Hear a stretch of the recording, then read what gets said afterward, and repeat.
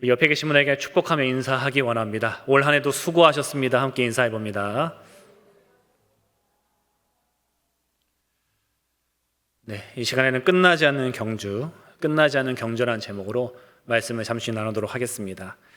여러분, 어느덧 2025년 이제 보름도 채 남지 않았습니다. 그리고 여러분, 수요 저녁 기도의 기준으로 오늘이 마지막입니다. 다음 주는 성탄 전야하고 그 다음 주는 송구영신이라서 사실상 수요 저녁 기도에는 오늘이 마지막입니다. 여러분, 올 한 해 어떻게 잘 사셨습니까? 네 하신 분들 감사합니다. 여러분들 인생의 경주를 좀 올해는 어떻게 하셨습니까? 우리가 경주라는 것, 뭔가 달리기라고 했을 때 사실 남들보다 더 빨리 달려서 우승을 하고 1등으로 들어오는 것도 물론 중요하지만 사실 그보다 더 중요한 것은 끝까지 달려야지만이 그 경주가 의미가 있다라는 사실입니다. 여러분, 기독교 역사에 있어서 가장 위대한 인물을 뽑으라 하면은 많은 사람들이 사도 바울을 뽑을 수가 있습니다. 어찌 보면 가장 예수님을 닮은 자, 가장 위대한 이방인의 사도, 바로 사도 바울입니다. 그 사도 바울을 한마디로 말하자면은 끝까지 완주한 사람입니다. 끝까지 완주했던 사람. 사도 바울이 쓴 마지막 성경 디모데후서 4장 6절에서 8절을 보시면은 사도 바울이 자신의 삶에 대해서 이렇게 고백을 합니다. 전제와 같이 내가 벌써 부어지고 나의 떠날 시각이 가까웠도다. 나는 선한 싸움을 싸우고 나의 달려갈 길을 마치고 믿음을 지켰으니 이제 후로는 나를 위하여 의의 면류관이 예비되었으므로 주 곧 의로우신 재판장이 그날이 내게 주실 것이며 내게만 아니라 주의 나타나심을 사모하는 모든 자에게 도니라. 사도 바울이 스스로를 뭐라고 고백합니까? 나의 달려갈 길을 마쳤다. 다시 말해서 나는 완주했다. 나는 끝까지 갔다 라고 고백하고 있습니다.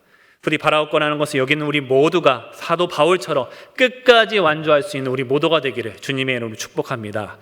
그럼 우리가 오늘 말씀을 통해서 바울과 같이 끝까지 완주하기 위해서는 어떻게 할 것인가? 오늘 말씀을 통해서 두 가지만 살펴보기 원합니다. 첫 번째는 잊어야 됩니다. 잊어야 돼요. 우리가 지나간 과거에 대해서 잊어야 합니다. 우리 오늘 본문의 말씀 13절의 말씀을 다 같이 한 번 더 합독하기를 원합니다. 13절입니다. 형제들아, 나는 아직 내가 잡은 줄로 여기지 아니하고 오직 한 일, 즉 뒤에 있는 것은 잊어버리고 앞에 있는 것을 잡으려고. 사도 바울이 고백합니다. 오직 한 일, 뒤에 있는 것은 잊어버린다. 잊으라는 것은 뭐 부정해라, 무시해라 이런 것이 아니라 우리가 얽매이지 않게 잊으라는 것입니다. 그것이 내가 달려가는 앞길에 있어서 장애가 되지 않도록 그것을 벗어버리라, 이런 뜻을 가지고 있습니다. 왜냐? 우리가 과거를 잘했든 잘못했든 간에 우리의 경주는 아직 끝나지 않았습니다. 계속 달려가야 합니다. 그렇기 때문에 우리는 지난 것에 대해서 잊어야 한다는 사실입니다. 그래서 13절에 뭐라고 고백합니까? 형제들아, 나는 아직 내가 잡은 줄로 여기지 아니한다. 아직 내가 완주하지 않았다는 거예요. 내가 아직 끝까지 도달하지 않았다는 겁니다. 그러니까 나는 계속 달려야 하기 때문에, 더 나아가야 하기 때문에 지나간 것에 대해서 잊어야 한다라고 사도 바울이 고백하고 있습니다. 그렇다면 우리가 무엇을 잊을 것인가? 우선은 실패에 대해서 잊어야 됩니다. 나의 부족함, 나의 연약함, 실수, 좌절, 낙심, 상처, 죄악 등 우리가 지나간 실패한 나의 기억들을 잊어야 합니다. 사람은 누구나 다 약점이 있습니다. 사람은 누구나 연약함이 있습니다. 아무리 대단해 보이는 사람일지라도 어떻게 매번 승리하고 매번 잘하고 매번 이길 수 있겠습니까? 넘어지기도 하고 좌절하기도 하고 실패를 맛보기도 하는 것이 어찌 보면 우리의 인생입니다. 그런데 그런 상처, 그런 아픔, 그런 실패의 자리에 머물러 있으면 우리는 아무것도 할 수가 없습니다. 빨리 잊어야 하고 넘어서야 합니다. 그것이 필요하다라는 겁니다.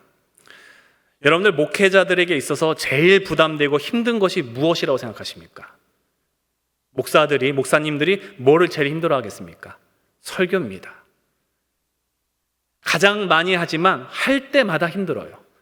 여러분들은 앉아서 가만히 듣고 계시니까 모르겠지만 이 앞에 서면은 막 다리가 후들거리고 내가 무슨 말을 해야 할지, 내가 무슨 소리를 하고 있는지 눈앞이 캄캄해집니다.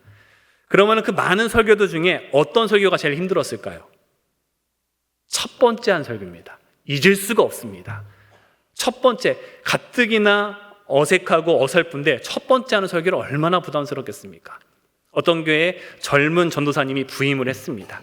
20대 말에 이제 첫 사역지로 교회에 부임해서 얼마나 열정이 불타오르겠습니까? 그런데 부임하자마자 담임 목사님께서 다음 주 수요 저녁 예배 설교를 하시오라고 얘기를 했습니다. 한 번도 설교를 해보지 않은 이 전도사님 얼마나 당황스러웠겠습니까? 근데 어떻게 하겠습니까? 해야죠. 그래서 열심히 준비를 하는데 도저히 답이 안 나와요. 뭘 어떻게 해야 할지 해본 적이 없으니까. 그래서 여러분들 원래 못할 때는 좀 벤치마킹을 좀 해야 됩니다. 남들은 어떻게 하는지 좀 보고 배우는 것이 필요하죠. 그래서 이 전도사님이 근처에 있는 교회에 어떤 유명한 부흥사가 와서 부흥회를 한다라고 하는 소식을 듣고 갔습니다. 그 부흥회에 참여를 했습니다. 부흥사가 굉장히 화려한 옷을 입고 등장을 했습니다. 근데 이 부흥사가 등장을 하자마자 이렇게 설교를 시작했습니다. 여러분, 제가 지금까지 살아오면서 안아봤던 여자 중에 가장 가슴이 따뜻한 여자는 다른 남자의 아내였습니다. 이게 무슨 말인가? 그런데 그러고 나서 이 부흥사가 뭐라 했느냐? 그 여자는 바로 제 어머니였습니다. 역시 부흥사는 뭐가 달라도 달라요. 그러면서 하나님의 사랑과 이것에 대해서 연결을 시켜서 막 설교를 하는 거예요. 이 전도사님이 은혜를 너무 받았어요. 저거다. 저렇게 하면 되겠까. 그래서 그 설교를 그대로 썼습니다. 자, 시간이 됐습니다. 수요일 저녁에 강단에 올라섰습니다. 설교를 시작했습니다. 누구처럼요? 그 부흥사가 했던 대로 그대로 시작을 했습니다. 여러분, 제가 지금까지 살아오면서 안아봤던 여자 중에 가장 가슴이 따뜻한 여자는 다른 남자의 아내였습니다. 라고 시작을 잘 했어요. 근데 문제가 발생했습니다. 본래 여러분, 부흥회는 말 그대로 은혜를 받기 위해 모인 사람들, 그러니까 사실 무슨 소리를 해도 아멘 할 만한 분들이 오셔요. 근데 그 교회는 좀 전통적인 교회였습니다. 수요 저녁 예배 때 나이가 지긋하신 권사님들이 대부분이었어요. 그런데 그렇게 설교를 시작을 하니 권사님들이 당황하기 시작하는 겁니다. 20대에 결혼도 안 할 젊은 총각 전도사가 시작을 저렇게 했으니, 그래서 원래 생각에는 이렇게 하고서 하면은 분위기가 좀 좋아질 줄 알았는데 너무 경직된 분위기에 몇몇 권사님들은 주여 하고 계시고 당황스럽게 된 겁니다. 그러니까 이 전도사님이 너무 당황해서 다음 말을 잊어버린 거예요. 분명히 눈앞에 원고가 있음에도 너무 당황스러우니까 안 보이는 거예요. 그래서 주저주저하고 머뭇머뭇거리다가 뭐라도 해야 될 거 아니에요. 그래서 하는 수 없이, 그런데 그 여자가 누군지 생각이 나지 않습니다. 여러분, 이 설교는 어떻게 된 겁니까? 소위 말해서 죽순 설교가 된 겁니다. 그 이후로 무슨 설교를 해도 성도님들에게는 은혜가 되지 않을 겁니다. 근데 여러분들, 이거는 뭐죠? 실수예요. 일부러 그런 게 아니잖아요. 잘해보려고 했는데 실수한 거잖아요.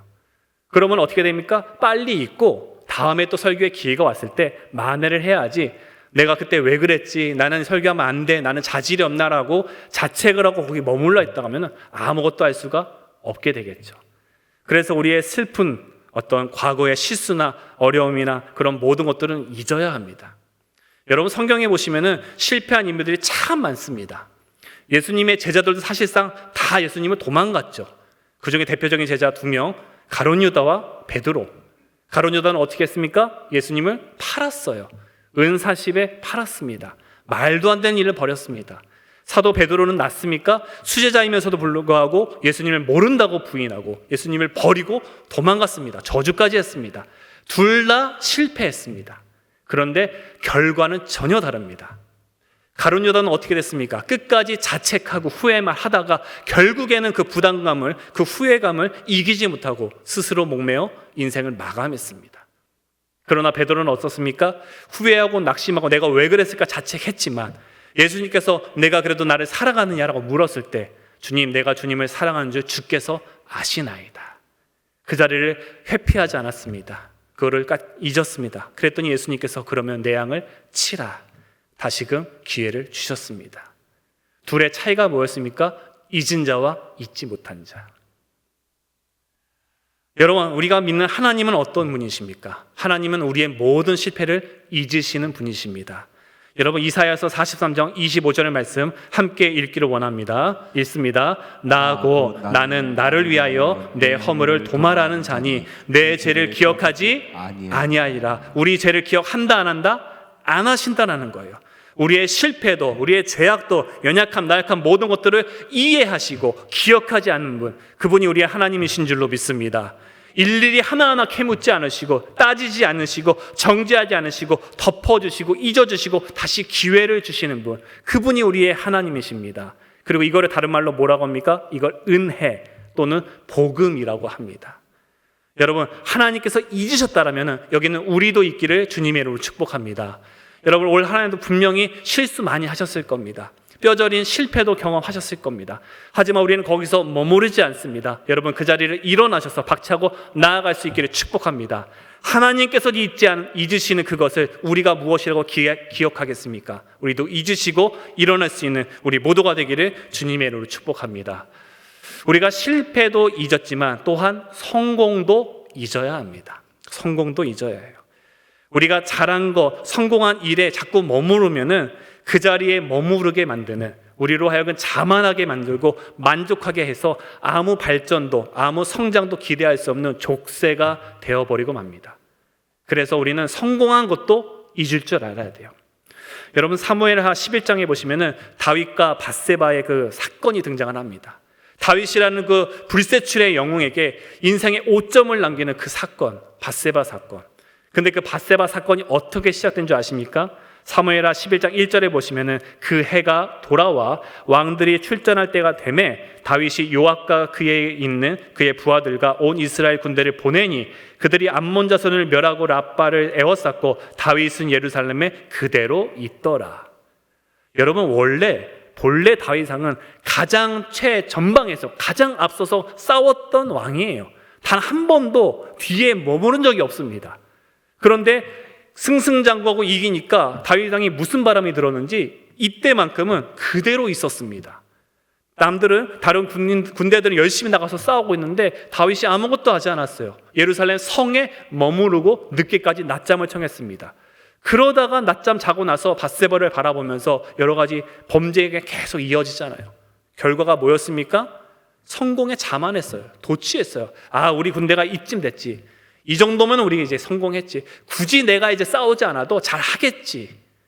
그 성공에 머물러 있다가 뼈저린 실패를 맛보아 보게 되었습니다. 여러분, 우리가 늘 조심해야 되는 말 중에 하나가 뭐냐? 내가 왕년에는 그때 참 좋았지. 그럼 지금 어떻다는 거예요? 그러면 지금은 어떻게 하라는 겁니까? 여러분, 우리의 경주는 아직 끝나지 않았습니다. 우리가 잘한 것도 물론 감사한 일이죠. 그리고 하나님께 영광 돌리고 감사했으면 이제는 잊어버리고 우리는 계속 달려야 합니다. 왜요? 우리의 경주는 끝나지 않았기 때문에. 여러분, 올 한 해 여기까지 참 잘 오셨습니다. 여러 가지 아프고 힘들고 어렵고 실패한 과거의 기억이 있다면 그것도 여러분 잊어버리시고, 주 앞에 칭찬받을 만한 성공과 여러 가지 잘한 것들도 물론 있겠다라면 하나님께 감사하시고 그것조차 잊으셔서 우리가 달려갈 길을 바라보면서 끝까지 달려갈 수 있는 우리 모두가 되기를 주님의 이름으로 축복합니다. 그것이 끝까지 달려가야 하는 자의 태도라는 것입니다. 여러분, 두 번째로 우리가 잊었다라면 그 다음에 해야 할 것은 바라봐야 합니다. 표대, 다시 말하면 목표, 목적지를 바라보고 달리는 것이 필요합니다.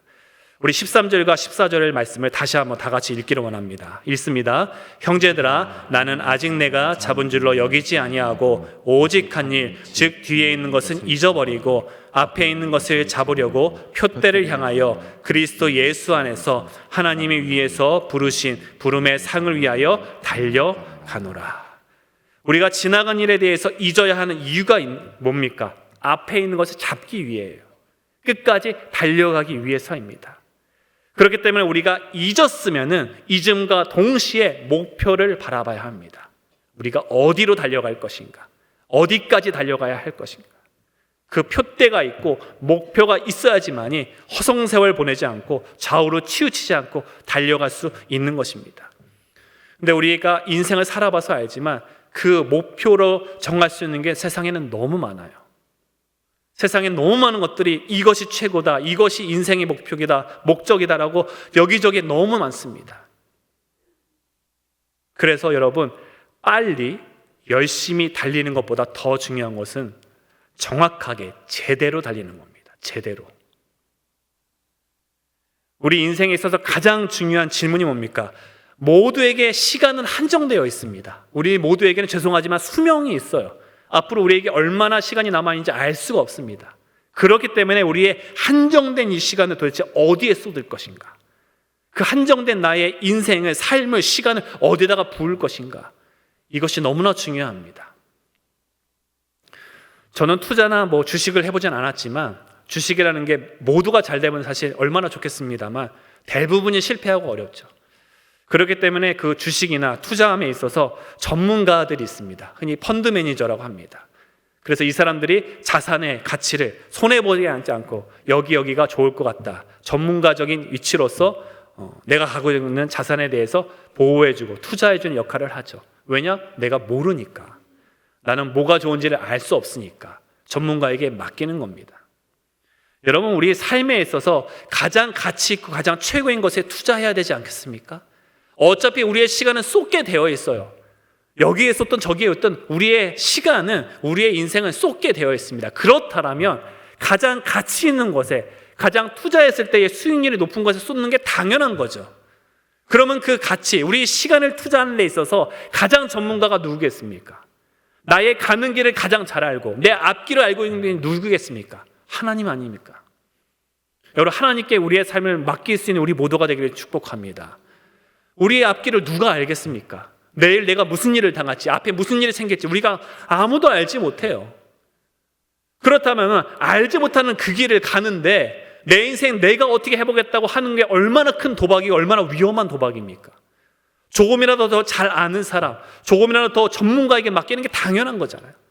근데 우리는 그 전문가가 누군지, 가장 최고의 전문가가 누군지 알고 있음에도 불구하고 왜 우리는 그분께 맡기지 않습니까? 왜 우리는 그분께 넘겨드리지 않습니까? 왜 주도권을 내가 잡고 있고 왜 내가 해보려고 애쓰고 계십니까? 부디 바라옵고나는 것은 최고의 펀드 매니저이신, 가장 전문가이신 하나님께 맡길 수 있는 우리 모두가 되기를 주님의 이름으로 축복합니다. 여러분, 예레미야 29장 11절부터 13절 말씀에 이 하나님께 대하여 이렇게 고백을 하는 말씀이 있습니다. 우리 함께 선포해 봅니다. 읽습니다. 여호와의 말씀이니라. 너희를 향한 나의 생각을 내가 아나니 평안이요 재앙이 아니니라. 너희에게 미래와 희망을 주는 것이라. 너희가 내게 부르짖으며 내게 와서 기도하며 내가 너희들의 기도를 들을 것이요 너희가 온 마음으로 나를 구하며 나를 찾을 것이요 나를 만나리라. 여러분, 믿으십니까? 우리를 향한 하나님의 계획과 하나님의 꿈은 미래와 희망을 주는 겁니다. 하나님은 결코 우리가 망하는 것을 원하지 않으십니다. 우리가 잘못되기로 가는 것을 바라지 않으십니다. 하나님은 누구보다 우리가 행복하게 원하시고 우리가 잘 되게 원하시고 우리가 주 안에서 복된 자가 되기를 원하십니다. 그런데 그 하나님께서 우리의 삶을 미래와 희망을 주면서 인도하신다는데 왜 우리는 그 주님을 찾지 않고 왜 우리는 그 주님께 다가가지 않습니까? 이보다 어리석은 일이 어디 있습니까? 그래서 바라옵고나는 것은 이제 또다시 새해가 다가옵니다. 여러분, 저마다 인생의 계획도 세우실 것이고 여러 가지 목표도 설정할 것인데 그거에 앞서서 가장 최고의 전문가이신 하나님께 여러분 기도로 먼저 물을 수 있는 지혜로운 주의 자녀들 될 수 있기를 축복합니다. 여러분, 하나님께 물으세요. 하나님께 나아가세요. 하나님께서 알려주시고 하나님께서 인도하시고 하나님께서 붙들어 주셔서 우리로 하여금 가장 최고의 것으로, 가장 아름다운 것으로 우리의 삶을 가득 채우시는 하나님을 경험할 수 있는 우리 모두가 되기를 주님의 이름으로 축복합니다. 그것이 하나님의 뜻이고 하나님의 인도하심이라는 겁니다. 우리가 오늘의 말씀을 정리하면서 여러분, 올 한 해도 정말 열심히 잘 달려오셨습니다. 모든 것이 주님의 은혜인 줄로 믿습니다. 그러나 바라옵고나는 것은 여러분, 우리의 경주는 끝나지 않았어요. 올해는 지나가면 내년이 또 올 것이고 주님 만나는 그날까지 우리는 계속해서 달려가야 합니다. 여기서 머뭇거릴 수 없습니다. 여기서 지체할 수 없습니다. 그래서 우리는 끝까지 달리기 위해서 먼저 잊으시기 바랍니다. 올 한 해의 아픔도 상처도 실패도 쓴 것들도 다 잊으시기 바랍니다. 하나님이 기억하지 않으세요. 하나님이 그걸로 나무라지 않으십니다. 하나님이 기억지 않으신데 왜 우리가 기억하고 있습니까? 여러분, 훌훌 털어버리시고 일어나시기 바랍니다. 또한 우리 성공한 것들도 여러분 잊으시기 바랍니다. 물론 감사한 일이죠. 너무 좋은 일이죠. 하지만 그 성공에만 머물러 있으면 또 아무것도 할 수 없습니다. 하나님이 나를 붙들어 주셨구나, 인도해 주셨구나 감사하시면서 그것조차 잊으시고 우리는 계속해서 나아가야 할 것입니다.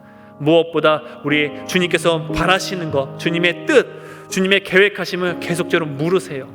누구보다 나의 가는 길을 가장 잘 아시는 분 하나님이십니다. 최고의 전문가이신 하나님께 왜 묻지 않으십니까? 왜 그 하나님께 나아가지 않으십니까? 지금까지 실패해 봤고 넘어져 봤고 쓰러져 봤으면은 이제 내 인생 내 뜻대로 되는 것이 아니구나 알았다라면 그럼 맡길 줄 알아야죠. 여러분, 다가오는 새해에는 조금 더 하나님께 나의 삶을 내어드리고 나의 삶을 가장 잘 아시는 전문가이신 하나님께 묻고 나아가는 우리 모두가 되기를 축복합니다. 그래서 정말로 앞으로 나의 경주에 있어서 포기하지 않고 좌우로 치우치지 않고 끝까지 주님 만나는 그날까지 완주해낼 수 있는 여기 우리 모두가 될 수 있기를 주님의 이름으로 축복합니다.